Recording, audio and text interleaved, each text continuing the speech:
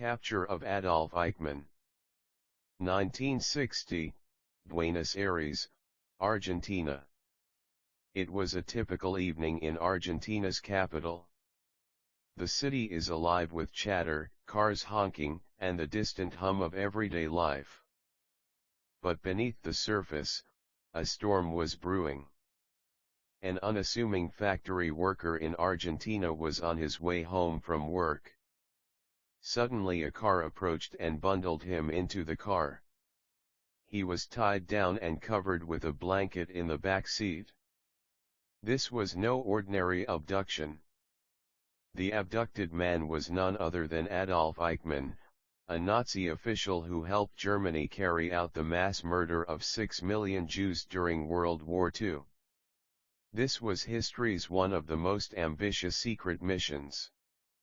A manhunt was launched in 1945 led by many prominent personalities including Nazi hunter Simon Wiesenthal.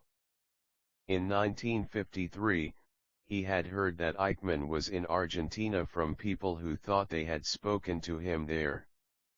He passed this information on to the Israeli Secret Service, Mossad, through the Israeli embassy in Vienna. But the trail had gone cold.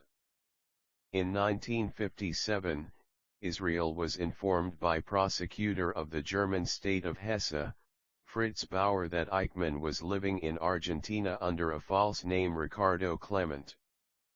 Actually, it was Lothar Hermann, who came to know about the initial whereabouts of Eichmann. Hermann was a blind Jewish refugee who fled to Argentina after being imprisoned in Dachau. He discovered that Eichmann was in Argentina through his daughter Sylvia, who dated one of Eichmann's sons. Ricardo Clement, his wife and 4 sons lived in Buenos Aires for nearly 10 years. Sylvia was living nearby and began courting one of his sons, Nicholas Eichmann. Lothar had a hunch that Nicholas's father must be Adolf Eichmann. He wrote to Germany with information. Bauer secretly tipped off Mossad. Mossad immediately assembled a Snatch Team. The specially selected men ranged from a doctor, to a forger and a safe house expert. The goal of the team was not only to capture Eichmann, but get him back secretly to Israel for trial of his crimes. The Mossad team observed Eichmann's routine for several days before his capture, photographing him and comparing to his SS profile. They kept a note of everything, like when he left his house, where he ate, whom he interacted with, when he came home and on which bus. During a March 1960 mission, Mossad agents, using photos, formally established that Ricardo Clement was the former Lieutenant Colonel Eichmann. The Snatch Team found that his routine was extremely predictable. The abduction plan was almost foiled when Eichmann didn't get off the bus at the expected time. Half an hour later, though, he arrived. Agent Malkin and his associates accosted him on a quiet, dark street.